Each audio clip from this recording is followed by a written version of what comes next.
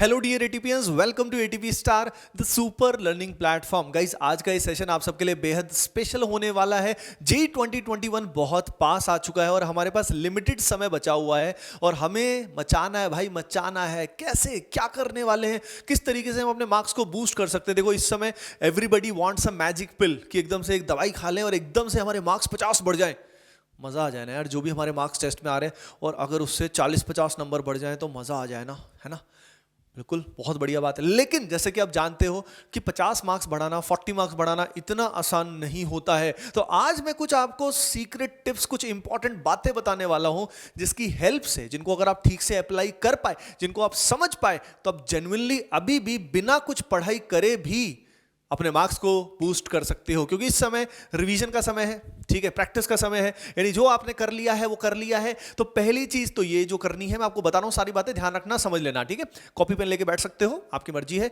तो मैं आपको बता देता हूं सभी डियर स्टूडेंट्स को कि भाई सबसे पहली चीज जो है वो है कि जितना हो गया है अब हो गया है। अब क्या करो, बस प्रैक्टिस करो, रिवीजन करो। That is the key. Revision भी प्रैक्टिस के थ्रू करो। सिर्फ किताबों को देखते रहने से या नोट्स को देखते रहने से काम नहीं चलने वाला। अंडरस्टूड। अगली इंपॉर्टेंट बात, question wise analysis.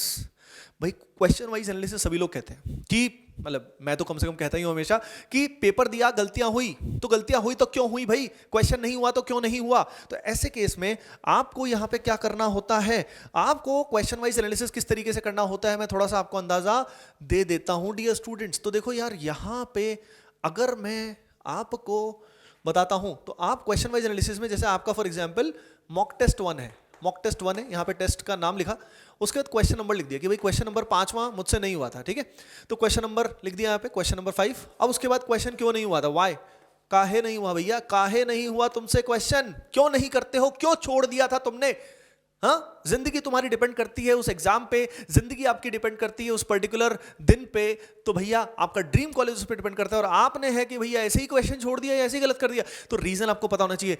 Silly mistake है या किसी भी तरह की मिस्टेक है, लिखो यहाँ पे। जैसे सिली मिस्टेक है तो मान लो वो कैलकुलेशन मिस्टेक है, आपने कैलकुलेशन गलत कर दिया, क्वेश्चन को गलत पढ़ लिया, तो लिखो यहाँ पे, अच्छा जी क्वेश्चन को गलत पढ़ लिया, मिस रीडिंग द क्वेश्चन, ठीक है। शुरू में टाइम लगता है ना, ये एनालिसिस करने में। अब अगली बात, सोल्यूशन क्या है भाई इसका। गलती तो कर दी है, लेकिन गलती से सीखो तो सही। अगर गलती करते रहोगे तो कैसे काम चलेगा, गलती होती रहेगी और उतने मार्क्स भी उतने आते रहेंगे। यानी in order to achieve something new, you have to do something new. अगर आपको कुछ नया अचीव करना है, कुछ खास करना है, तो you have to do something, you have to try something new. Understood.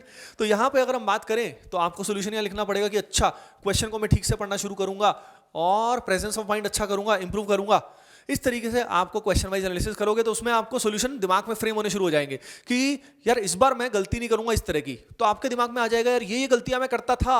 और ज्यादातर स्टूडेंट, मैं आपको बता रहा हूं क्योंकि इसमें मेहनत लगती है भैया, टाइम लगता है, ज्यादातर स्टूडेंट को ये टाइम वेस्ट लगता है, लेकिन ये टाइम वेस्ट नहीं है। क्वेश्चन वाइज एनालिसिस बहुत बहुत इंपॉर्टेंट चीज होती है और 90% स्टूडेंट 95% नहीं कर पाते हैं ठीक से, क्योंकि इसमें टाइम लगता है। शुरू में 2-2, 3-3, 4-4 घंटे लगेंगे, लेकिन बाद में आपका ये परफॉर्मेंस इंप्रूव करेगा। अब बहुत बार हमारे साथ ऐसा होता है ना कि हम एक मार्क्स की रेंज में फिक्स हो जाते हैं और वही गलतियां जो इस बार हमने की अगली बार भी होती हैं। कई बार ये एनालिसिस करने के बाद भी गलतियां होती हैं। तो क्या किया जाए जिससे वो गलतियां अगली बार नहीं हो या कम हो, तो उसका तरीका मैं आपको बता रहा हूं। होता क्या है ये बताओ, अगर कोई बंदा शॉर्ट बॉल अच्छे से नहीं खेल पाता और इस मैच में वो शॉर्ट बॉल पे आउट हो गया, ठीक है। अब उसके बाद वो सोच रहा है कि यार अगली बार से मैं शॉर्ट बॉल अच्छी खेलूंगा और अगला मैच उसका 15 दिन के बाद है। तो 15 दिन बाद जब वो दोबारा शॉर्ट बॉल आएगी, क्या उसके सिर्फ सोचने से काम हो जाएगा? यस और नो? ऑब्वियसली नहीं होगा। यानी बीच में उसको प्रैक्टिस करनी पड़ेगी, नेट प्रैक्टिस करनी पड़ेगी, लगातार शॉर्ट बॉल्स को फेस करना पड़ेगा। इसका मतलब यहीं पे स्टूडेंट मात खा जाते हैं। उनको रेगुलरली टाइम बाउंड प्रैक्टिस करनी चाहिए। रेगुलर टाइम बाउंड प्रैक्टिस करोगे, यानी 30 मिनट का एक पेपर रखा, 1 घंटे का प्रैक्टिस रखा, और ये प्रैक्टिस अगर आप रेगुलर करते हो तो वहां पे जो जो गलतियां आपने यहां की थी, यहां पे वो गलतियां नहीं करोगे। जब रोज रेगुलरली आप टाइम बाउंड प्रैक्टिस करोगे तो भैया मजे आ जाएंगे और आपकी परफॉर्मेंस इंप्रूव होनी शुरू हो जाएगी।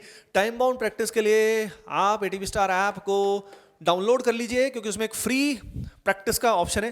पूरा फ्री ऑफ कॉस्ट प्रैक्टिस कर सकते हो, ये बहुत ही प्रीमियम फीचर है, लेकिन स्टूडेंट्स को अभी हमने फ्री ऑफ कॉस्ट प्रोवाइड किया हुआ है, तो उसका फायदा उठाइए, ठीक है। ऐप में एक सेक्शन है प्रैक्टिस का, वहां पे आप अपना खुद का टेस्ट जनरेट कर सकते हो, नंबर क्वेश्चन आप सेलेक्ट कर सकते हो और उसके बेसिस पे आपको एक टेस्ट मिल जाएगा जो बहुत ही रेलेवेंट टेस्ट है। अंडरस्टूड? बात समझ में आई तो वहां से आप कर सकते हो, नीचे लिंक दिया हुआ है भाई, उसका यूज करके ऐप को डाउनलोड करें और एंजॉय करें, ठीक है। अगली चीज मॉक टेस्ट, भैया मॉक टेस्ट देने चाहिए, लेकिन मॉक टेस्ट उतने ही दे जितने से आप एनालाइज कर सकें। अगर आपकी तैयारी बहुत अच्छी है, सब कुछ बहुत बढ़िया है, तो आप वीकली 2 टेस्ट दे सकते हैं, हर वीक में 2 टेस्ट दे सकते हैं।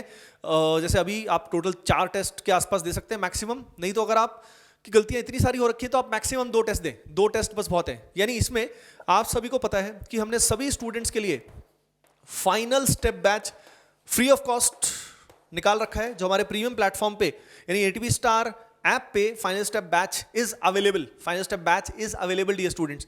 तो वहां पे आप फ्री ऑफ कॉस्ट उसमें एनरोल कर सकते हो, और ये पर्टिकुलर बैच के लिए कोड है जो आपको यूज करना पड़ेगा, FS2021।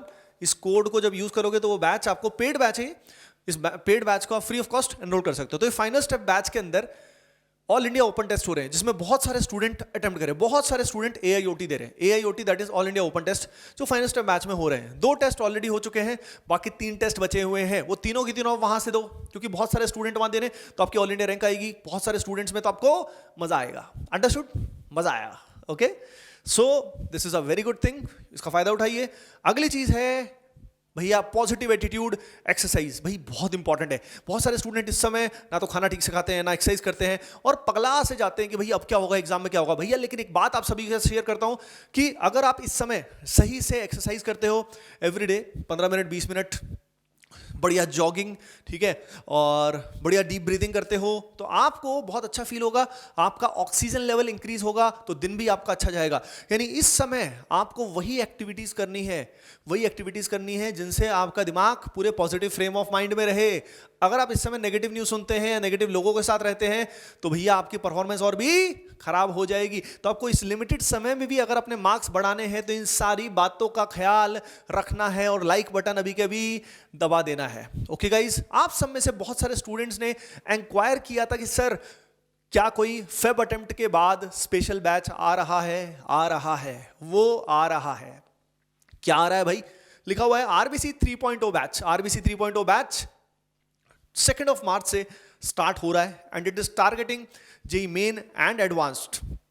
ओके गाइज, जो आगे वाले अटेम्प्ट्स हैं उन पे प्लस एडवांस के लिए वो टारगेटेड बैच होगा, and it is offline as well as online batch. Okay guys, so इसमें आपको बहुत बहुत मजा आने वाला है। चलिए गाइज, कमेंट सेक्शन में जरूर बताएं कि अगला वीडियो आपको किस टॉपिक से रिलेटेड चाहिए। Bye bye, take care and love you all.